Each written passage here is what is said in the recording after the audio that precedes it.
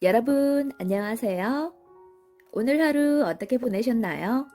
신나게 뛰어놀았나요? 오늘도 재밌는 성경 동화 들으며 꿈속 여행 떠나볼까요? 그럼 이야기 속으로 숑숑숑. 다윗 왕과 밧세바. 사울 왕이 죽자 여러 나라가 이스라엘을 공격해 왔어요. 하지만 새로운 왕이 된 다윗 왕은 군대를 이끌고 나가 모두 물리쳤죠. 다윗 왕은 백성들을 안전하게 잘 지켜주었어요. 백성들 또한 용감한 다윗 왕을 잘 따랐죠. 그러나 다윗 왕은 교만하지 않았어요. 언제나 겸손히 하나님께 기도했답니다. 하나님은 그런 다윗 왕을 보며 매우 기뻐하셨어요. 그러던 어느 날이었어요. 다윗 왕은 예루살렘 왕궁 옥상에서 조용히 산책하고 있었어요. 그때 왕궁 아래쪽에서 한 여인의 모습이 보였어요. 그 여인은 한눈에 반할 정도로 매우 아름다웠죠. 다윗은 그 모습에 그만 마음을 빼앗기고 말았답니다. 다윗 왕은 신하에게 물었어요. 저 아름다운 여인은 누구인가? 네, 저 여인은 우리야 장군의 아내 밧세바입니다. 우리야 장군이라고? 네, 지금 전쟁터에 나가 있는데 매우 충성스러운 장군이죠. 우리야를 나에게 데려오시오. 다윗 왕은 우리아가 어떤 사람인지 알고 싶었어요. 우리아가 다윗에게 왔어요. 다윗 왕은 우리아에게 맛있는 음식을 베풀고 선물도 주었죠. 이제 선물을 가지고 집에 가서 쉬시오. 하지만 우리아는 집에 가지 않았어요. 우리야 장군, 왜 집에 가지 않는 것이오? 다윗 왕이시여, 지금 저의 부하들은 전쟁터에서 싸우고 있습니다. 그런데 제가 어찌 혼자 편히 집에서 잠을 잘 수 있겠습니까? 우리아는 참으로 충성심이 뛰어난 장군이었어요. 다윗 왕은 고민에 빠졌죠. 아름다운 밧세바를 나의 아내로 삼고 싶구나. 하지만 저렇게 훌륭한 우리아의 아내를 내가 억지로 빼앗으면 백성들이 나에게 손가락질을 할 텐데. 그때 다윗 왕의 마음에 한 가지 나쁜 생각이 떠올랐어요. 옳지. 이렇게 하면 되겠구나. 다윗 왕은 명령을 내렸어요. 우리아를 가장 위험한 전쟁터로 보내라. 그리고 우리아만 남겨두고 모두 떠나거라. 우리아를 전쟁터에서 죽게 내버려 두어야 한다. 다윗 왕은 우리아를 홀로 전쟁터에 내보냈어요. 우리아는 열심히 싸웠지만 그만 목숨을 잃고 말았어요. 다윗 왕은 남편을 잃은 밧세바를 아내로 맞이했어요. 얼마 후 밧세바는 다윗 왕의 아들을 낳았답니다. 하지만 하나님은 다윗 왕이 한 일을 모두 지켜보고 계셨어요. 하나님은 나단 선지자를 다윗 왕에게 보내셨어요. 나다나, 다윗 왕에게 가서 나의 말을 전하여라. 네, 하나님. 나단 선지자는 곧장 다윗 왕을 찾아갔어요.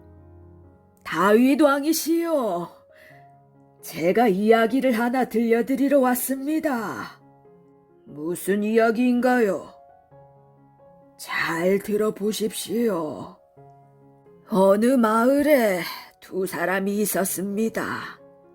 한 사람은 부자였고 또 한 사람은 가난했지요. 부자에게는 양과 소가 많았지만 가난한 사람에게는 어린 양 한 마리뿐이었습니다. 가난한 사람은 그 한 마리의 양을 아주 아꼈습니다. 그런데 부자가 욕심이 나서 그만 가난한 사람의 양을 빼앗아 버렸답니다. 이야기를 들은 다윗 왕은 크게 화를 냈어요. 그런 나쁜 놈이 있나? 그런 놈은 죽어 마땅하오. 그러자 나단 선지자가 다윗 왕에게 말했어요. 그 부자가 바로 다윗 왕 당신입니다. 하나님은 당신에게 모든 것을 주셨습니다. 하지만 당신은 우리아를 죽게 하고 그의 소중한 아내 밧세바를 빼앗았지요. 하나님이 당신에게 벌을 내리실 것입니다. 다윗 왕은 이야기를 듣자마자 자기 잘못을 깨달았어요. 하나님, 저를 용서해 주세요. 저는 죄인입니다. 저의 모든 죄를 씻어주세요. 제가 하나님께 잘못했습니다. 하지만 저를 버리지 마세요. 저를 쫓아내지 마세요. 저를 다시 받아주세요. 다윗 왕이시여, 당신의 간절한 기도를 하나님이 들으셨어요. 하나님이 왕의 죄를 용서하셨습니다. 그게 정말이요. 하지만 왕과 밧세바 사이에서 태어난 아들은 병이 들어 죽게 될 것입니다. 7일 후 다윗 왕의 아들은 정말 숨을 거두고 말았죠. 시간이 흘러 다윗 왕과 밧세바는 새로운 아들을 낳았어요. 하느님이 그들을 위로하신 것이죠. 다윗 왕은 아들의 이름을 솔로몬이라고 지었어요. 솔로몬은 건강하고 지혜로운 아이로 자랐답니다. 하나님의 마음에 합한 다윗은 마침내 이스라엘의 왕이 되었어요.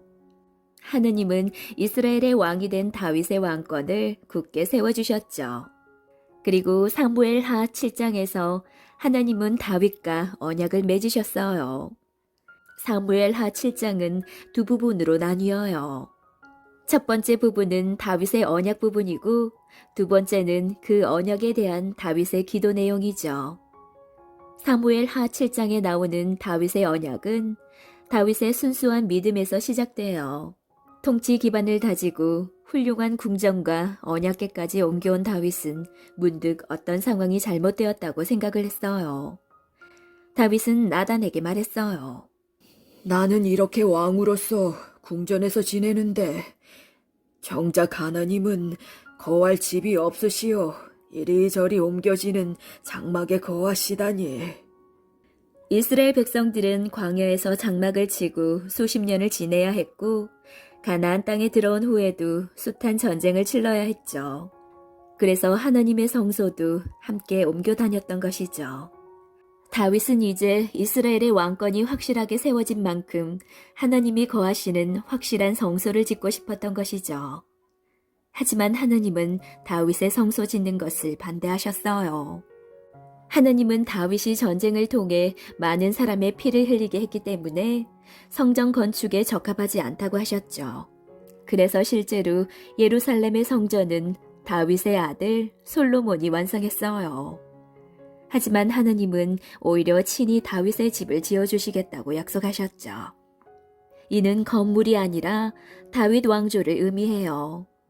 실제로 다윗 왕조는 그 후 400년 동안 유지되었어요. 다윗의 아들 솔로몬을 통해 이스라엘은 더욱 강력한 국가가 되었죠. 그런데 하느님은 다윗의 왕조가 영원할 것이라고 말씀하셨어요. 이것은 다윗의 왕조가 400년을 넘어 다윗의 후손으로 인하여 영원토록 이어지라는 약속이에요. 이 약속은 바로 다윗의 후손으로 이 땅에 오신 예수 그리스도에 인해 영원한 약속이 되었죠. 하느님은 다윗의 언약을 통해 이미 메시아 예수님을 약속하셨어요. 이 약속으로 인해 예수님을 메시아로 믿는 우리 모두는 다윗 언약의 자녀가 되었어요. 하느님이 세우시고 다스리시는 그 영원한 은혜의 가문에 들어가게 된 것이랍니다.